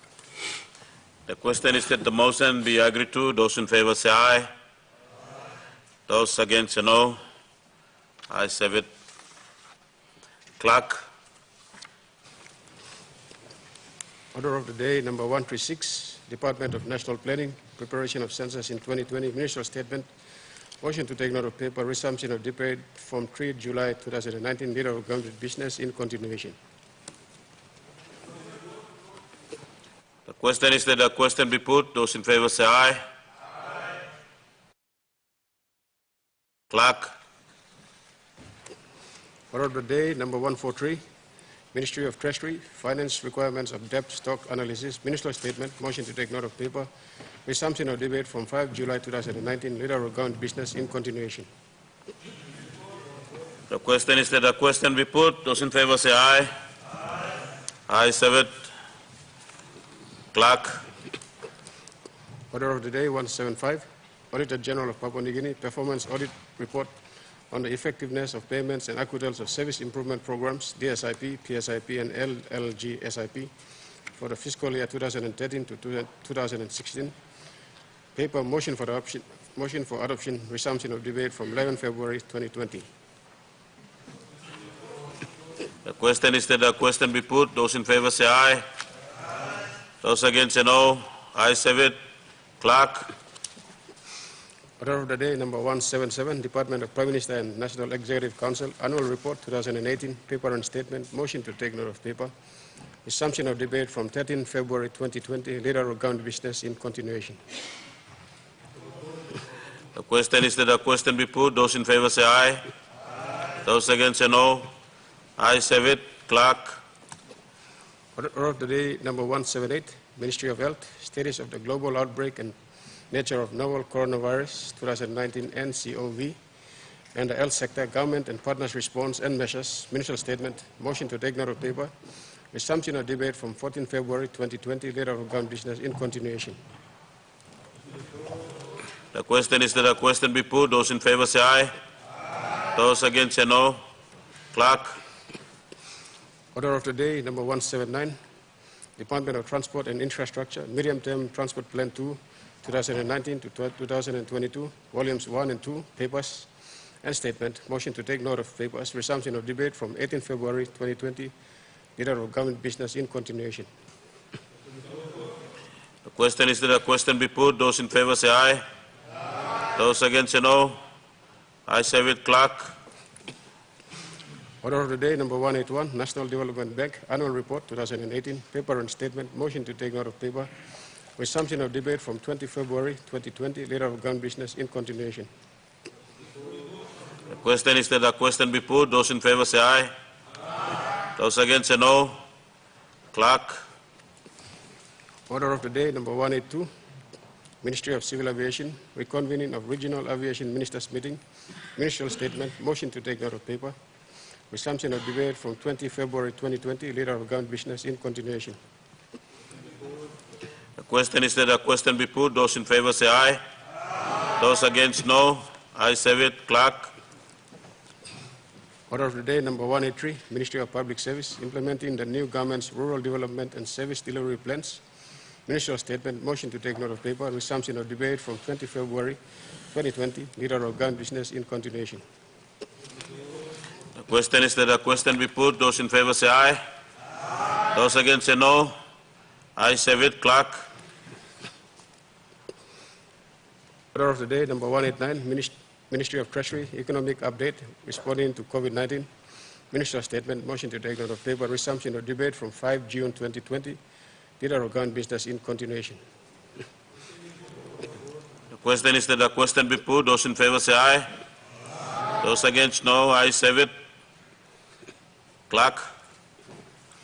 Order of the day number 193, National Youth Development Authority, Annual Management Report 2019 and Annual Operational Plan 2020, papers and statement.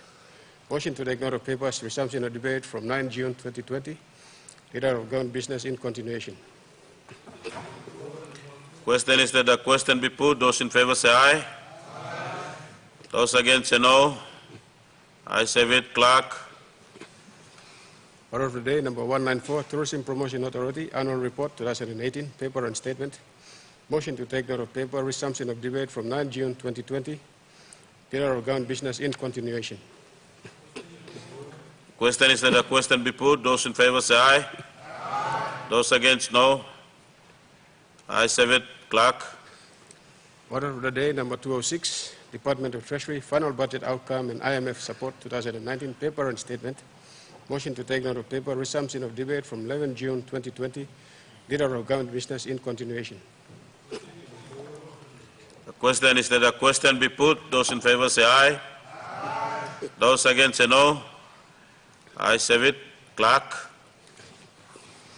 Order of the day number 208, Ministry of Health, expenditure of government funding to implement COVID-19 emergency response plan by the Department of Health. Ministerial statement. Motion to take note of paper.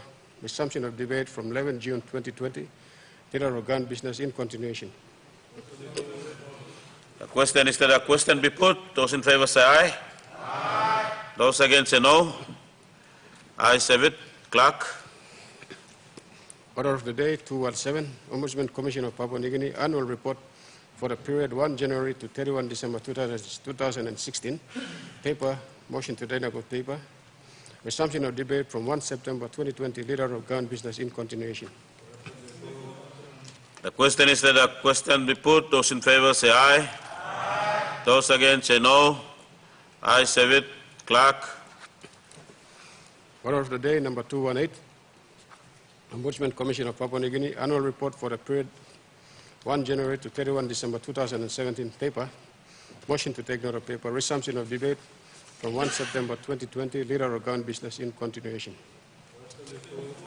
The question is that the question be put. Those in favor say aye. Aye. Those against say no. Ayes have it. Clerk.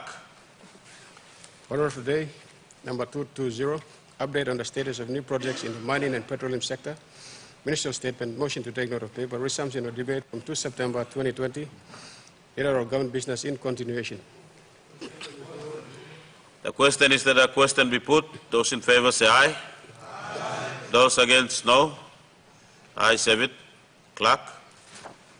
Order of the day 221, Cocoa Board of Papua New Guinea, annual management report and financial statements for the year ended 31 December 2017, paper and statement. Motion to take note of paper, resumption of debate from 3 September 2020. Leader of government business in continuation. The question is that the question be put. Those in favor say aye. Aye. Those against say no. Ayes have it. Clerk. Order of the day, number 222, Office of Censorship, Annual Management Report 2019, paper and statement. Motion to take note of paper. Resumption of debate from 3 September 2020. Leader of government business in continuation. The question is that the question be put. Those in favor say aye.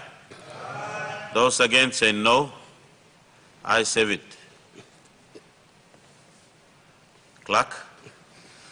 Order of the day, number 225, Public Services Commission Annual Report 2019, paper. Motion to take note of paper. Resumption of debate from 8 September 2020. Leader of government business in continuation. The question is that the question be put. Those in favor say aye. Aye. And those against say no. Ayes have it. Clerk. Order of the day, number 227, Department for Community Development, Youth and Religion, Annual Management Report 2018, paper and statement. Motion to take note of paper. Resumption of debate from 8 September 2020. Leader of government business in continuation. The question is that the question be put. Those in favor say aye. Aye. Those against say no. Ayes have it. Clerk. Order of the day, number 228, Civil Aviation Safety Authority, Annual Report 2018, paper and statement. Motion to take note of paper. Resumption of debate from 10 September 2020. Leader of government business in continuation. The question is that the question be put. Those in favor say aye. Aye. Those against say no. Ayes have it. Clerk. Order of the day, number 230, Ministry of Forests, current issues concerning the forestry sector, ministerial statement. Motion to take note of paper. Resumption of debate from 10 September 2020. Leader of government business in continuation. The question is that the question be put. Those in favor say aye. Aye. Those against say no.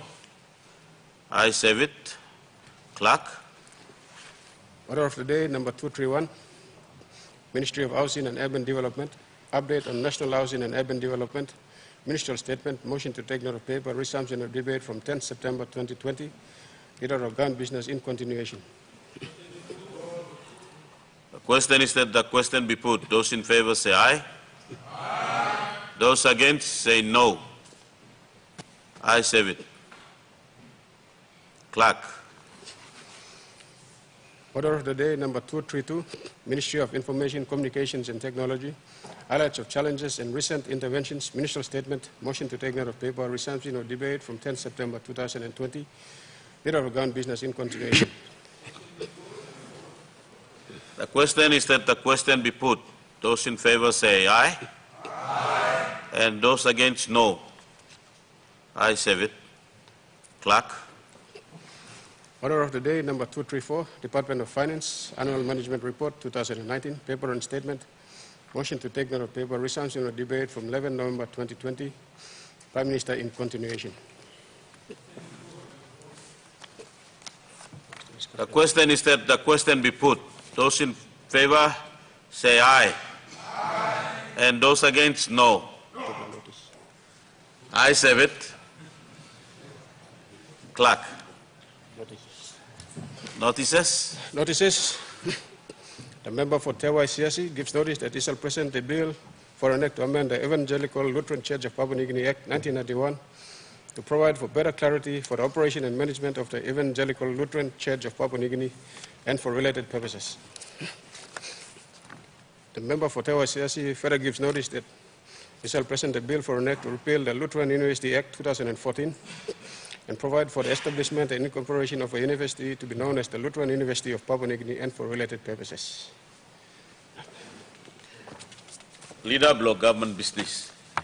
Speaker, thank you so much. I'd like to thank members of this House for sitting to this afternoon. I thank the members on the opposition side for their support in some of the papers, especially some of the amendments, especially from myself and my department. I thank the leader of the opposition, the deputy leader, and the front bench shadow treasurer, shadow health minister, and the members on that side. We don't take their support for granted, and I place on record our gratitude for sitting with us through this occasion of Parliament.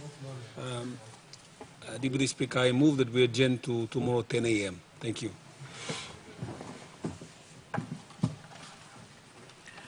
Honourable members, is the motion be agreed to? Those in favour say aye. Aye. Those against say no.